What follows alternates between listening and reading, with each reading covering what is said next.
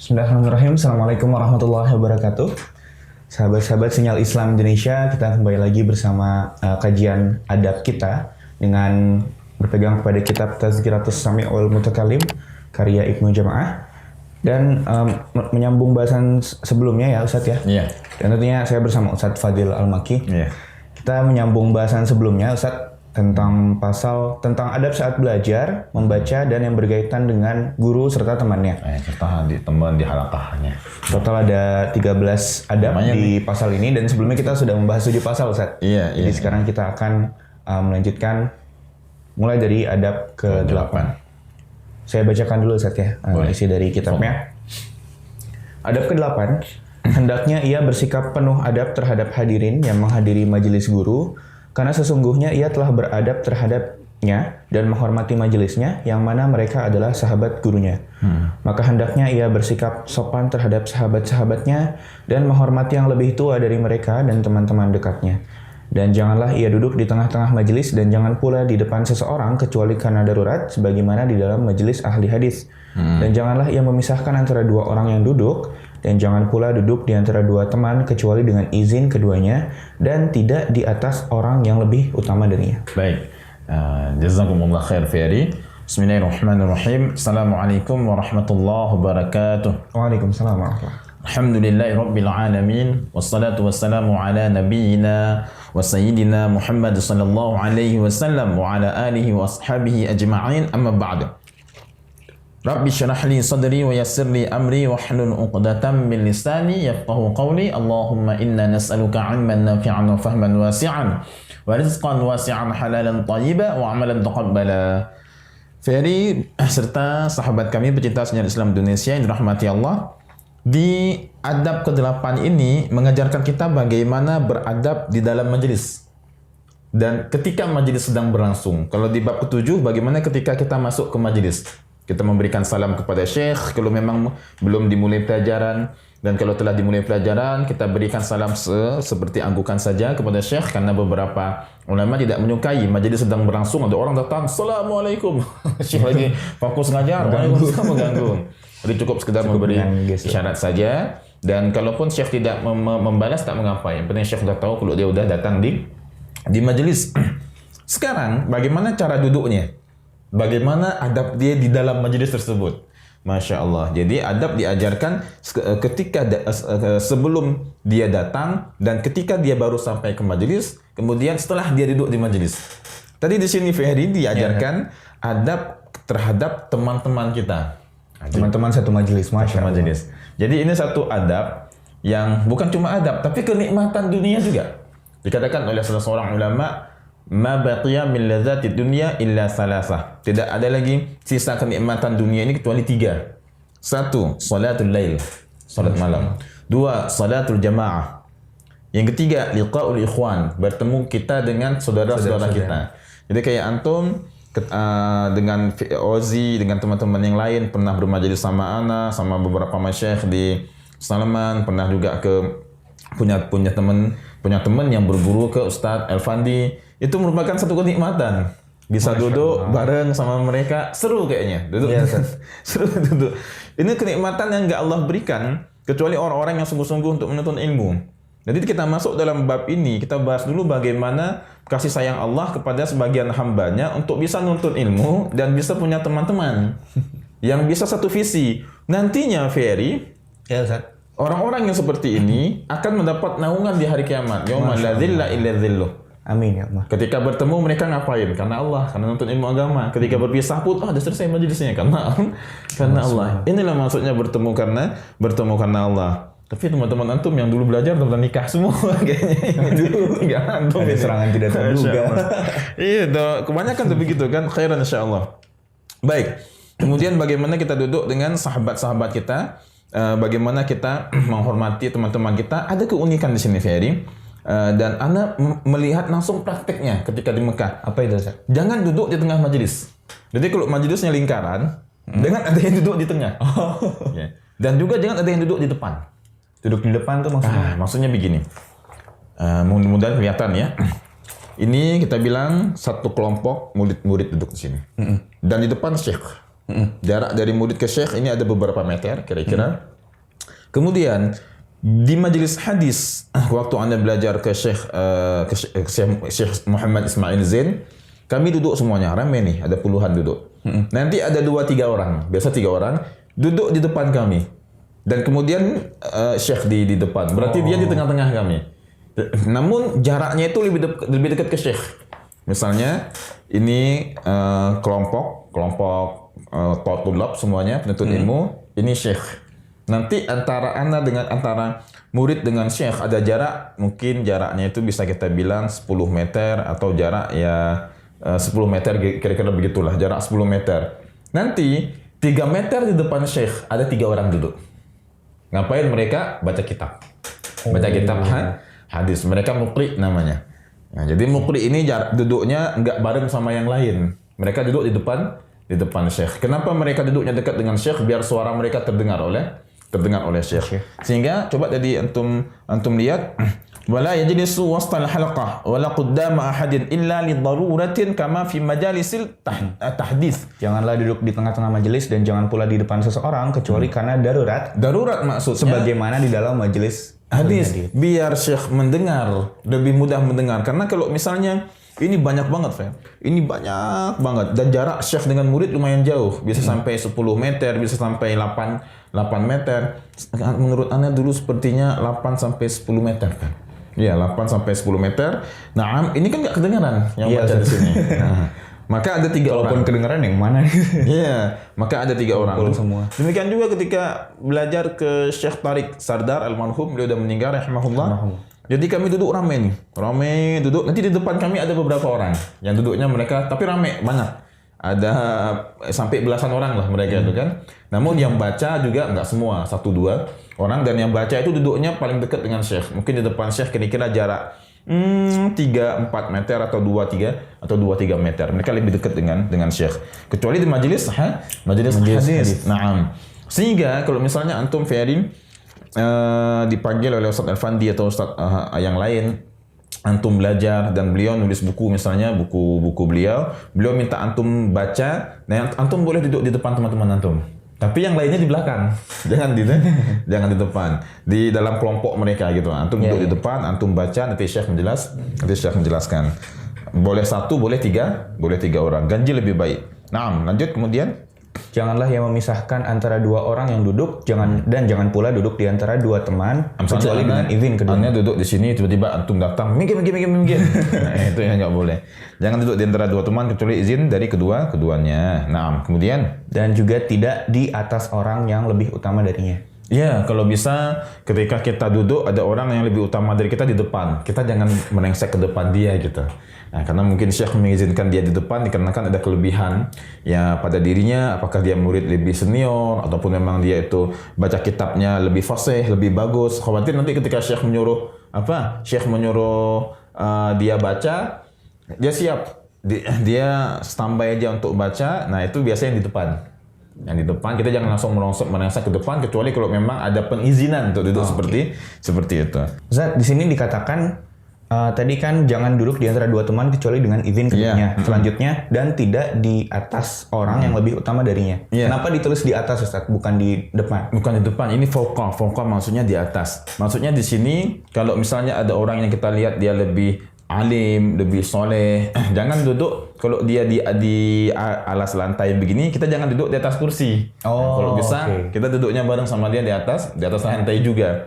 Ada seorang syekh, dia ngajar Nahu, teman-teman sekalian, di Masjid Az-Zahar, dan dia nggak mau duduk di kursi. Padahal beliau yang mengajar. Iya, dia orang Malaysia, saya nggak salah. Ada juga orang Afrika, dan dia nggak mau duduk di atas kursi. Nah, dia merasa belum layak untuk duduk di atas kursi tersebut. Dia ngajar akhirnya di bawah kursi. Jadi kalau kecuali gini, orang yang memang antum lagi sakit kaki, ini nggak dulu antum pernah sakit kaki, kenapa dulu ya? Karena silat sakit kaki. Nah, itu nggak apa-apa kalau mau duduk di atas kursi. Tapi kalau antum nggak ada uzur, ya duduk di bawah lantai aja. Khairan insyaallah. Lanjut Ferry. Selanjutnya, janganlah ia memberi tempat duduk kepada siapapun dari mereka di sebelahnya dan jangan pula di bagian belakangnya.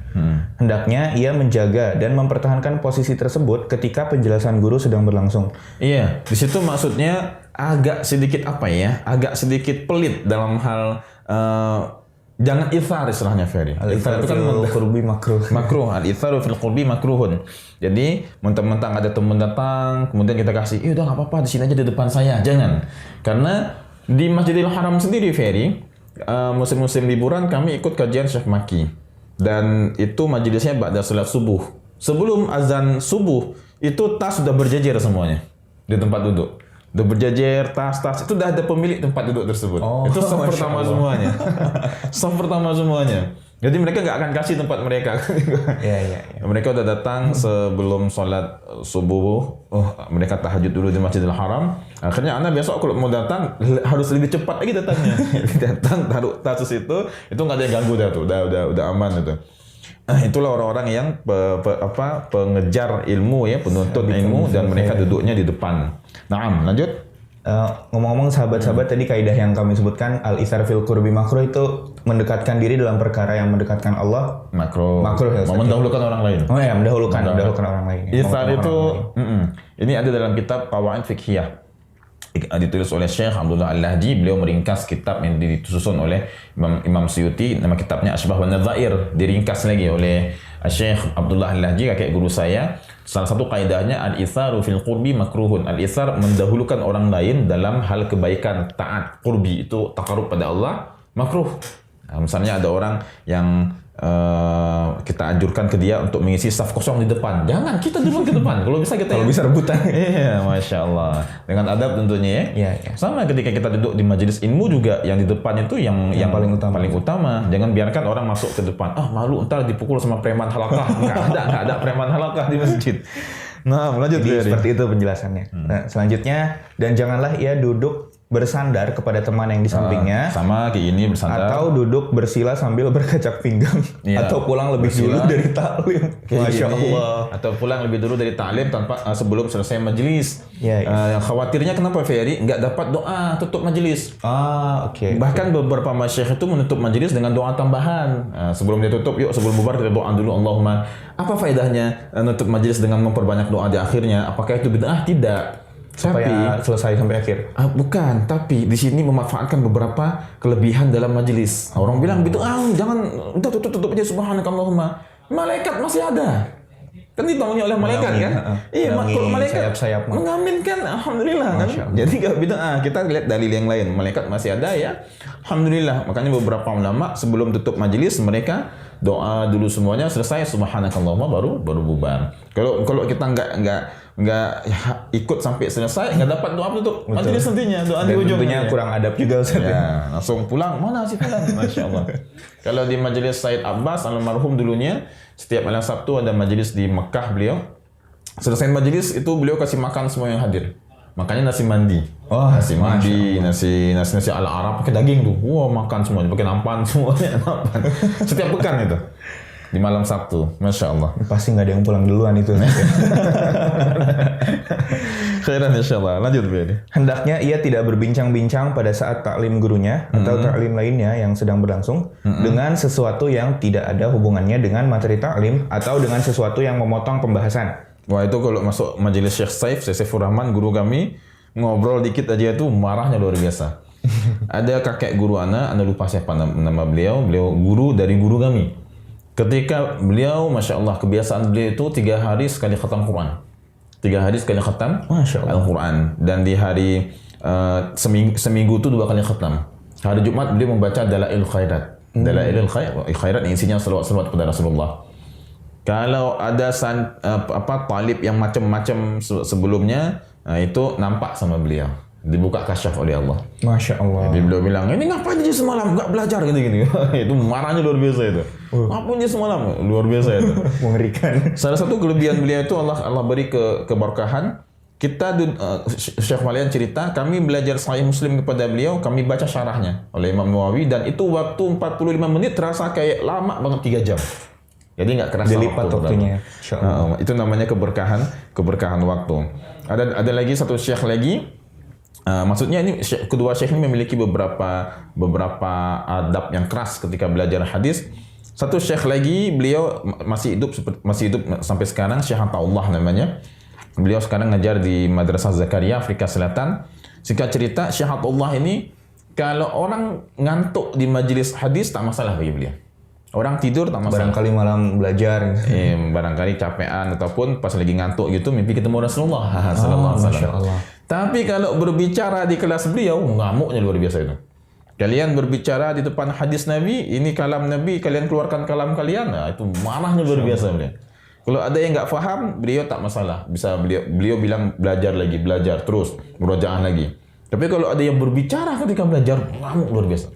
Jadi ada beberapa syekhana itu ngantuk nggak apa-apa, ketiduran tak mengapa. Kemudian tak faham bisa belajar lagi. Tapi kalau berbicara ketika di kelas, waduh itu ngamuknya luar biasa. Itu anda nggak dapat belajar sama kedua syekh itu. Namun ya guru-guru Dengar kami ceritanya. dengar cerita begitu dan kami dapat dari Syekh Saifur Rahman. Satu lagi Syekh Mustafa. Cuma Syekh Mustafa marah, namun wajahnya nggak kelihatan marah gitu, senyum, marah. Dan beliau menegur, nasihatin. Kalau Syekh Saifur Rahman, Masya Allah. Itu luar biasa. Kalau lagi penjelasan, apalagi ngaji hadis itu, beliau dulu sering mengajar Sahih Bukhari di tempat kami belajar, di Salatiyah. Dan kalau udah masuk kelas beliau tuh jaga adab. Diam semuanya, duduk, tenang semuanya. Paling ya Masya Allah, Subhanallah. Itu aja yang keluar. Nggak ada yang berani ngomong gitu. Anda pernah sekali ya kayak mau buang ingus gitu, beliau marah luar biasa itu. Karena mereka sangat menjaga bab adab ketika menuntut ilmu. Naam, tafadhal Fir. Dan apabila sebagian mereka sedang membahas suatu materi pelajaran, maka janganlah ia berbicara kepada mereka dengan pelajaran yang tidak ada hubungannya atau dengan tema lainnya yang tidak dilewatkan faedahnya kecuali dengan izin gurunya. Iya, kalau memang lagi bahas masalah fikih ya kita bahas fikih. Teman-teman sekalian, sahabat kami pecinta sejarah Islam Indonesia, ketika guru sedang bahas fikih, ya kalau kita mau bahas fikih. Jangan bahas yang lain. Ini bab-bab yang sekarang udah agak dilupakan ya oleh beberapa pelajar ya. Ada yang sibuk bahas nih, kan kita weekend ini mau kemana nih? Ini habis kelas ini kita mau kemana? Akhirnya banyak orang pintar tapi tidak beretitude jadinya, tidak beradab. Lanjut Ferry. Jika ada sebagian murid yang berakhlak kurang sopan kepada temannya, maka janganlah ada yang langsung menegurnya dengan keras ini dia. selain gurunya.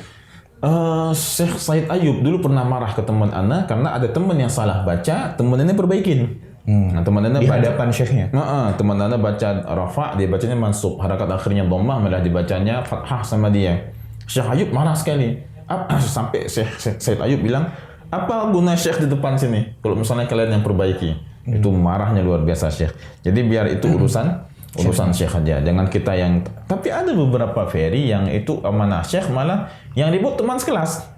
Ini kamu nih gini-gini, kamu nggak boleh gini-gini. Ya Syekh hanya aja kalem-kalem aja kok, malah teman sekelas yang ribut. Baik, kita ambil kesimpulan sekarang dari materi adab ke-8 ini, bagaimana di halqah kita ketika kita belajar dan ketika kita berkumpul dengan teman-teman kita. Yang pertama, satu keberkahan yang luar biasa, kita memiliki teman-teman yang bisa kita ajak bareng bersama untuk ilmu. Yang kedua, ketika kita duduk, usahakan duduk kita itu di depan. Maksudnya di depan juga tidak di depan kumpulan teman-teman kita, ntar asing sendiri. Maksudnya di saf terdepan, usahakan datang tepat waktu agar bisa duduk di saf terdepan. Dulu kami belajar ketika di Masjidil Haram, teman-teman simpen tasnya di depan. Ini tempat duduk saya. Kalau santri kamar mandi biasanya simpen ini gayungnya. Yang ngantri gayungnya, orangnya ngantuk semuanya. Gayung doang yang berjajar. Itu pemandangan biasa di pondok. Dan tas yang berjajar juga pemandangan yang biasa di Masjidil Haram dan beberapa majelis lainnya. Kemudian ketika duduk, jangan bersandar dan juga jangan kita berkacak pinggang untuk bersila, jangan berbicara ketika Syekh sedang menjelaskan. Kemudian juga jangan mengizinkan orang lain untuk mengambil tempat duduk kita, apalagi menyalip di depan. Pertahankan posisi kita tadi itu, jangan diambil oleh orang, jangan ithar namanya. Dan ketika ada teman yang salah, adabnya nggak bagus di majelis, jangan kita tegur dia kecuali Syekh mengizinkan. Syekh Malayan kalau misalnya ada yang ngobrol ataupun ngantuk. Penyakit di Mekah itu dulunya ngantuk, Ferry. Ada yang ngantuk. Kalau ngobrol jarang ada yang ngobrol. Soalnya benar-benar fokus pengen belajar. Kalau ada yang ngantuk ketika di majelis, nah itu beliau nggak akan mensyarah.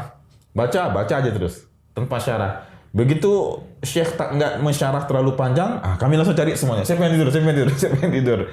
Jadi kami bangunin, bangun. Begadang mulu. Beliau mengizinkan kami untuk menegur, membangunkan teman. Menegur dan membangunkan teman kami tadi. Itu kalau udah Syekh Majalan tiba-tiba nggak ada syarah, Amshi, amshi, amshi. Naam, amshi. Itu berarti dah baca. Misalnya kita diantum baca, anda enggak syarah. Antum baca terus, khalas, amshi. Baca, faham, amshi. Ini ada sesuatu nih berarti nih. Itu amanah beliau. Semuanya langsung lihat ke belakang. Siapa nih tidur, siapa yang tidur. Masya Allah. Baik. Kemudian kita masuk ke adab ke-9. Naam. Adab ke-9, jangan malu untuk bertanya. Silakan Ferry. Adab ke-9, ia tidak perlu merasa malu untuk bertanya dengan sopan tentang sesuatu yang iskal, yang belum ia pahami atau untuk pemahaman yang belum kokoh. Juga dengan bahasa yang lembut dan tentu Wa penuh husni adab. khitab, dengan bahasa yang baik, wa adabin wa su'alin. Gak apa-apa kalau kita memang gak paham. Dr. Khalid Bastalamah, kita pernah jelaskan juga di episode sebelumnya. Saya lupa episode keberapa. Anda tanya langsung ke beliau, apa rahasia beliau bisa mendapatkan nilai mumtaz. Mumtaz dulu beliau, S1-nya di Madinah. Akhirnya perjalanan pulang dari Bukit Marwah ke hotel. Perjalanan pulang kami ngobrol panjang. Sambil jalan ngobrol, beliau bilang, awalnya ya beliau nggak mumtaz juga, tapi beliau melihat ada salah seorang teman beliau, orang Afrika, dan itu di kelas beliau enak aja nanya ke Syekh. Setiap yang nggak dia paham pasti dia tanya. Setiap yang nggak dia paham pasti dia tanya. Seolah-olah ketika di kelas itu cuma milik dia dengan Syekh. Dan dia tidak akan keluar sebelum dia memahami penjelasan Syekh, penjelasan dari bab yang dibahas oleh Syekhnya. Jadi kalau kita nggak paham nggak apa-apa, tanya dengan adab, dengan soal. Dan ada banyak hal mengenai bagaimana cara bertanya nanti. Silakan Ferry. Waqala Umar radhiyallahu an. Umar radhiyallahu an berkata, barang siapa yang lembut wajahnya, maka lembutlah ilmunya. Naam. Kemudian Imam Mujahid berkata, tidak akan memperoleh ilmu orang pemalu dan orang yang sombong. Nggak bisa orang mendapatkan ilmu. Mustahil itu orang malu wala mustakbirin. Bagaimana ketika kita bertemu dengan orang lain, bertemu dengan guru, jadikan diri kita gelas yang kosong. Walaupun kita udah belajar sana sini semuanya, usahakan tetap menjadi gelas yang kosong. Sekecil apapun ilmu orang tadi, sedikit apapun ilmu orang tadi, kalau kita bisa ambil satu ilmu dia, ilmu kita akan bertambah. Iya, betul. Insya Allah ilmu kita akan bertambah. Nah, jadilah apa gelas yang gelas yang kosong. Tapi Ustadz, ini orang kan ilmunya nggak terlalu mahir, cuma ada kita bilang 3%. Ambil 3% itu. Kalau kita 90%, bertambah lagi 93. Nanti ketemu lagi Ustadz, kita 93%. Ketemu orang yang ilmunya cuma 2%. Dan kita belum dapat ilmu 2% itu. Kosongkan lagi gelas kita. Ambil lagi, tanya lagi ke dia. Tapi Ustadz, ini orangnya kan masih 2% baru belajar. Tapi itu ilmu baru yang belum kita pelajarin. Ambil lagi. Masya Allah. Bertambah 2%, berapa? 95%. Tapi kalau kita ketemu, wah saya ini ada alumni ini, itu segala macam, 90%. Kamu kan masih baru 2%. Nah, nggak akan dapat. Ilmu itu seperti air bah yang tidak akan mau terjun, yang tidak akan mau mengalir ke orang yang tinggi hatinya. Jadi setiap ada orang yang kita temuin dan dia orang yang berilmu walaupun sedikit ilmunya, tetaplah menjadi gelas yang kosong dan niatkan belajar daripada dia.